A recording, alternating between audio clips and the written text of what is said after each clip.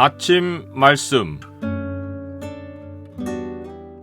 오늘 본문 말씀은 마태복음 8장 14절에서 22절입니다.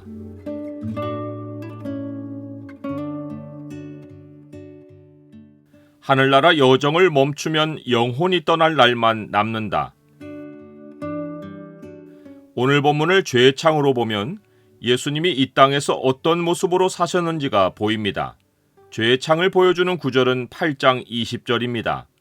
예수께서 이르시되 여우도 굴이 있고 공중의 새도 거처가 있으되 인자는 머리 둘 곳이 없다 하시더라.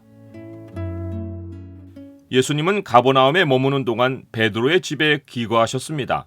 이날도 사역을 마치고 집에 들어가는데 베드로의 장모가 열병으로 앓아 누운 것을 보셨습니다.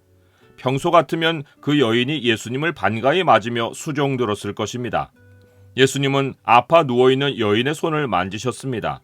앞에서 예수님이 나병 환자에게 손을 내밀어 그에게 대신 것도 사회가 받아들일 수 없는 획기적인 행동이었지만 예수님이 여인의 손을 잡은 것은 일상에서 거의 일어나지 않는 예기치 못한 행동입니다. 당시 유대 남자들은 여자를 동등한 사람으로 대하지 않았습니다. 그들은 여자들을 멸시하고 배척했습니다. 아마도 베드로의 장모는 남편에게서나 아들들에게서조차 평생 따뜻한 손길을 느끼지 못했을 것입니다. 그런데 아파 누워있는 자신의 손을 예수님이 긍휼로 잡아주실 때 여인은 예수님의 손에서 자신의 가치를 느꼈습니다. 그리고 그 순간 몸에서 열이 떨어지고 기운이 회복되는 것을 느꼈습니다. 열병은 완전히 떠나갔습니다.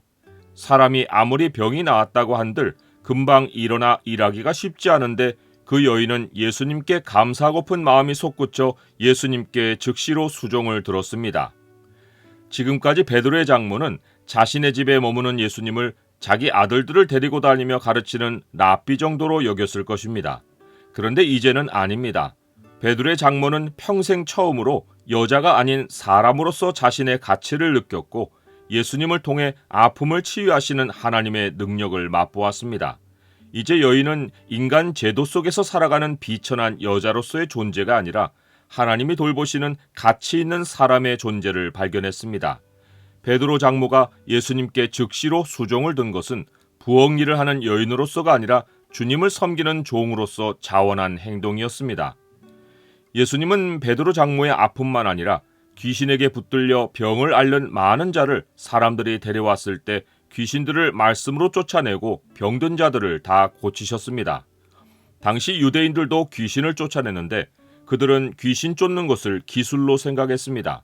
냄새가 불쾌한 향을 피워 귀신을 쫓아내거나 코고리를 사용하여 귀신을 고리로 걸어 내팽개치는 예식을 행했습니다. 그러나 예수님은 단순 명료하게 귀신에게 말씀으로 명하여 나오라고 하고 귀신을 쫓아내셨습니다. 지금껏 아무도 알아보지 못했던 예수님의 말씀의 능력을 제대로 알아본 인물이 본문 앞에 나온 로마의 백부장입니다. 이것이 예수님이 그를 보고 놀라며 이만한 믿음을 보지 못하였다고 하신 이유입니다. 그는 예수님의 권세가 얼마나 높은지를 깨닫고 군대의 명령체계를 적용하여 예수님의 말씀의 능력을 인정했습니다. 백부장이 대답하여 이르되 주여 내 집에 들어오심을 나는 감당하지 못하겠사오니 다만 말씀으로만 하옵소서. 그러면 내 하인이 낫겠사옵나이다. 예수님의 높으신 권세를 참되게 깨달으면 처음부터 끝까지 우리의 태도는 다만 말씀으로만 하옵소서여야 합니다. 우리의 요구로 하나님을 움직이려 해서는 안 됩니다.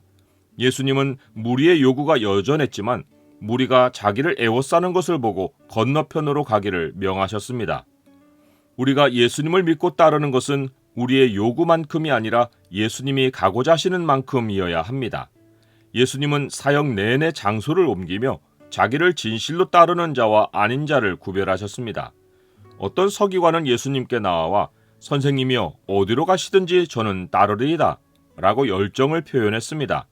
예수님은 그의 헌신을 칭찬하시기보다 그에게 모든 시대 자기 백성이 들어야 할 중요한 말씀을 해주셨습니다.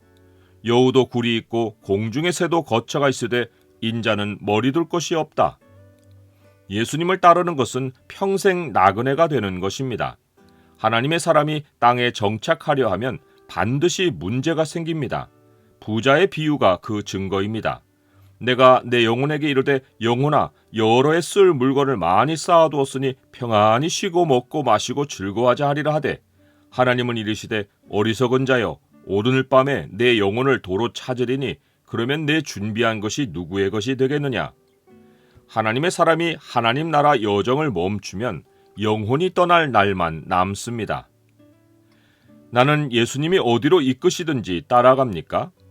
사람을 가장 땅에 붙들어 놓는 것이 혈육입니다. 예수님을 이미 따르던 제자 중 하나가 자기 부친을 먼저 장사하게 허락해달라고 하자 예수님은 단호하게 거절하며 영의 생명이 없는 자들이 그들의 죽은 자들을 장사하게 하고 너는 나를 따르라 라고 명령하십니다. 예수님 따르기를 미루게 할 일은 이 세상에 없습니다. 예수님을 믿고 따르는 것은 열정이나 헌신의 문제가 아닙니다. 그러지 않으면 죽습니다. 우리는 뒤로 물러가 멸망할 자가 아니요 오직 영혼을 구원함에 이르는 믿음을 가진 자니라.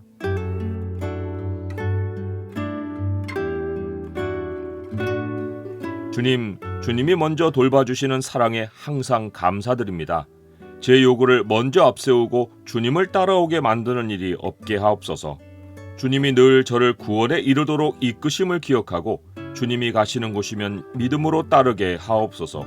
예수 그리스도 이름으로 기도드립니다. 아멘.